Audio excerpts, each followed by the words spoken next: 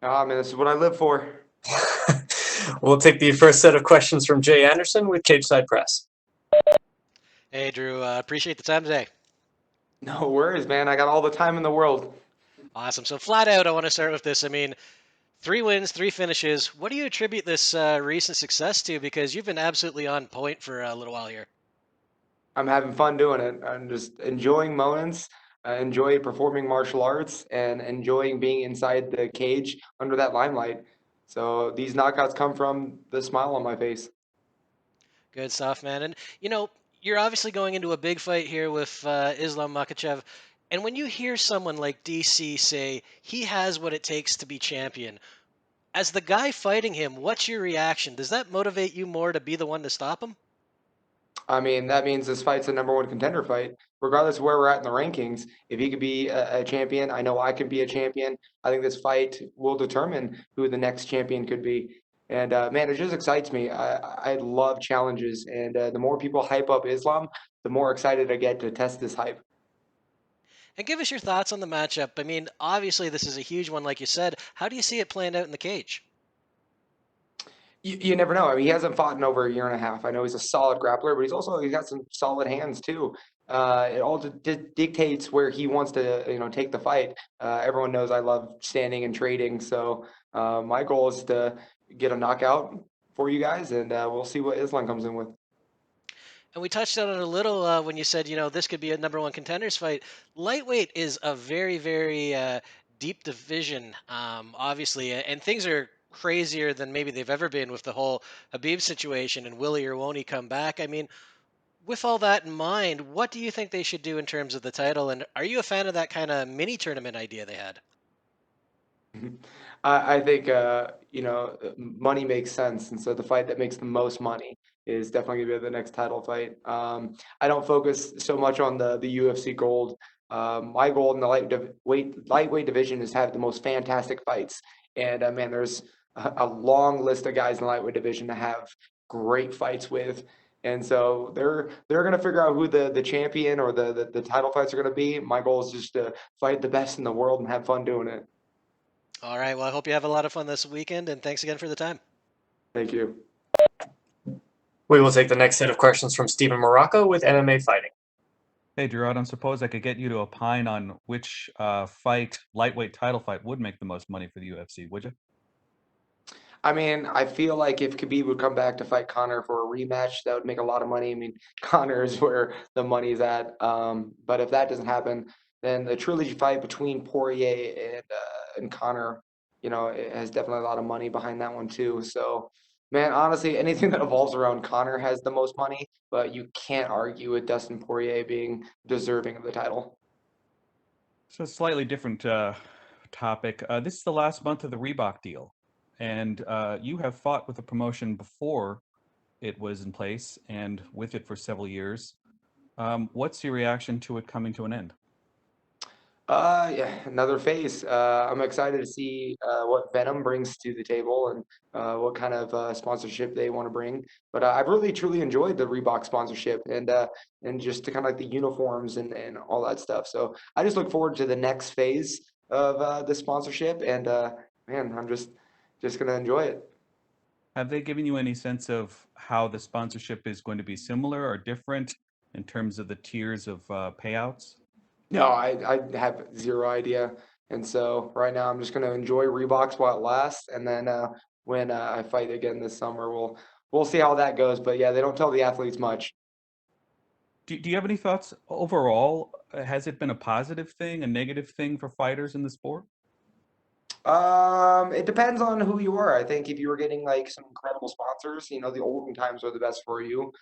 But I think Reeboks has done a really good job of unifying the sport and really just kind of making it cosmetically nice. And so I'm definitely looking forward to seeing what Venom's going to do. Thank you, Drew. We will take the next set of questions from Martina Saluch with In the Cage. Hello, Drew. How are you? Good. How are you doing? Nice to see you smiling.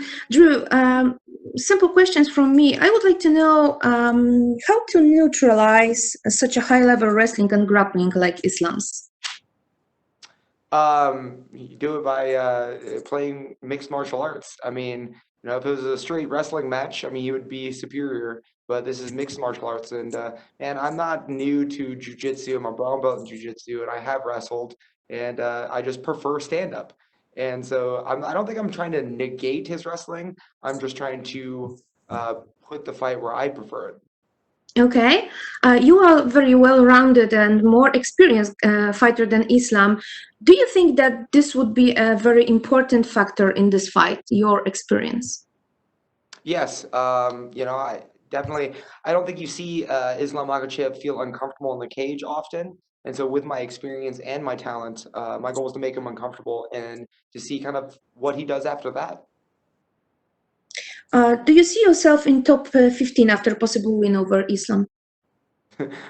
I would like to, but man, you never know with these rankings whether I'm like 15 or top 10 or man, they're gonna put me in wherever. But with a win over Islam, I care less about the rankings, more with the opportunity of being able to compete with the best. And so with a win over Islam, I'll be able to fight bigger and better opponents. Talking about fighting the best guys in the world, who do you have on your eye next after possible win? Man, I would love to fight RDA this summer as a main event. I don't think he's got anything matched up, and so if he's available after my fight, like that would be a match to make. Thank you, Drew. We will take our next set of questions from Cote Cruz with 4 to Win MMA.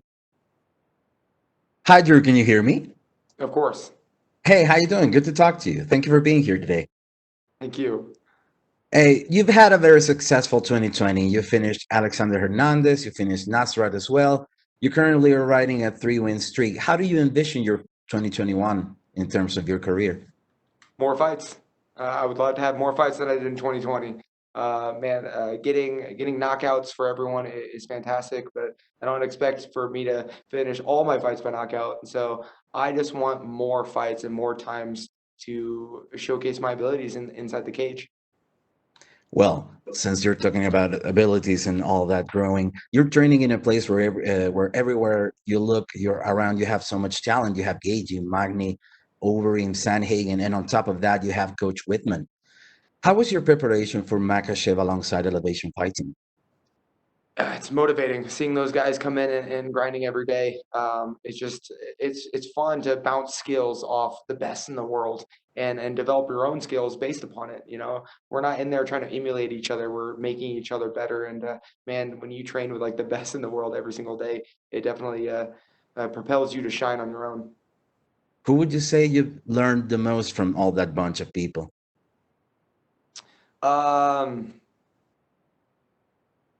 That when you go into the gym, we look to fail. And so seeing world champions fail and learn in the gym, it gives you a little bit more comfort in the fact that you don't have to be picture perfect all the time. There's only 15 minutes that I need to be picture perfect. Any time outside of that, man, I can just get beat up and lose as many rounds as I want. Yeah, I get it. Don't be perfect, be clutch. So you've said it. It's an important part of Makhachev's hype is the fact that he's associated to Khabib Nurmagomedov.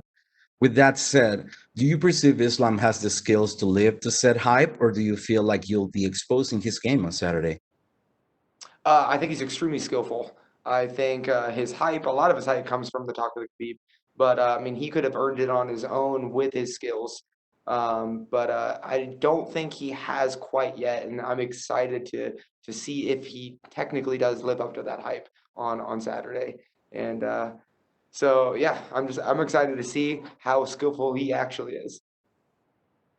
Well, you stated that you want to crack at the bigger names of the division. If you defeat Makhachev on Saturday, do you feel this win actually gets you to a place where you can climb that ladder finally? Definitely. The only way you can fight the best in the world is you keep on winning. So a win over Islam will definitely put me in a position to fight, the higher ranked guys and eventually more eyes on my fights. Well, sir, best of luck in your fight this Saturday. Thank you so much for your time. Thank you. We will take the next set of questions from Sumik Dada with Sports Kita. Hey Drew, it's good to talk to you and hope you're doing well. Thank you.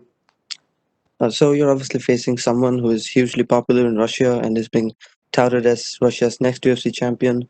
With all those acclamations being attached to Islam Makhachev's name, What do you think a victory does for you in the lightweight division, and how do you think it helps you progress in the career? I think a win over Islam Makhachev will, give me more fans, more eyes on my fight career, gives me more opportunities to fight the bigger and better opponents. Man, this is, a huge fight for me and for him, and to showcase our abilities together. And yeah, I look forward to winning and just moving on to bigger and better things. So, in the past, you've highly spoken of a potential fight against Diego Ferreira.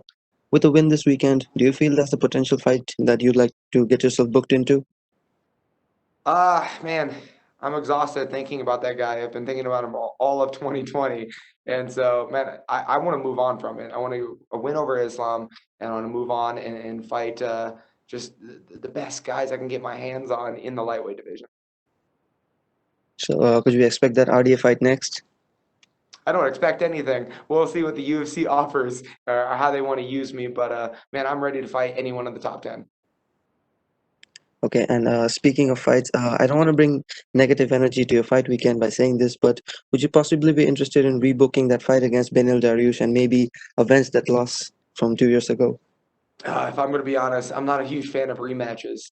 I mean, it was an unfortunate loss. I had a great first round with him, and he had an even better second round. And man, we already created that fight and that excitement. And man, I'm just going to let him continue doing what he's doing, and I'm just going to try to move on and move past and fight RDA or fight someone different. I'm not trying to repeat experiences. I'm trying to create new ones. Okay, and last question before I let you go.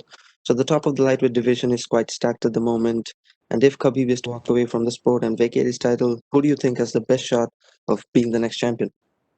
I think Dustin Poirier has the best shot of winning that title, and well deserved too. He's put in a lot of work, and yeah, I think you can't argue that Dustin Poirier is gonna get the next title fight, and I'd put my money on him winning that title. Well, thank you for your time, Drew, and I look forward to fight this weekend. Thank you so much. We will take our next set of questions from Pablo Santamaria with Noti MMA Ecuador. Hi, Drew. How are you? Fantastic. Okay, that's awesome. The first thing I want to ask you is Islam has a lot of hype behind him. His sparring partners or training partners tells that he's the best lightweight in the world. So if you get the victory against him, how will you feel about that? I think it's going to showcase the evolution of my career and my talent and my abilities. He's such a tough challenge, and he's a very good fighter.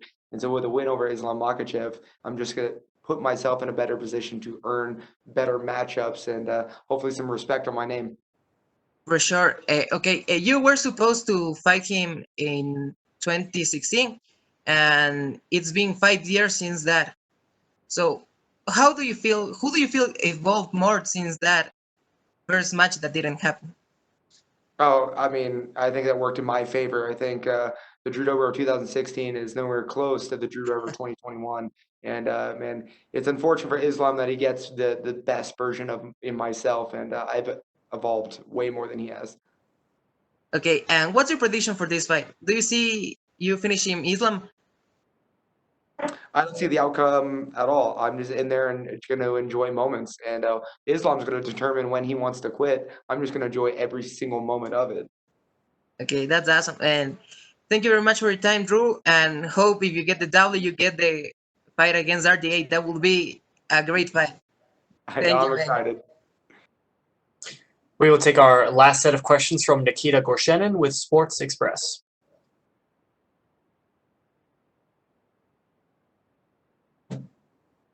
Nikita, please go ahead. Your line has been unmuted.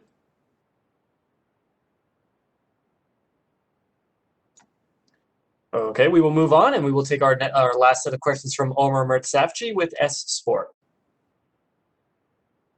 Hello, Drew. How are you? Good. How are you doing? Hello. Thank you, sir. Drew, Islam is a very hype.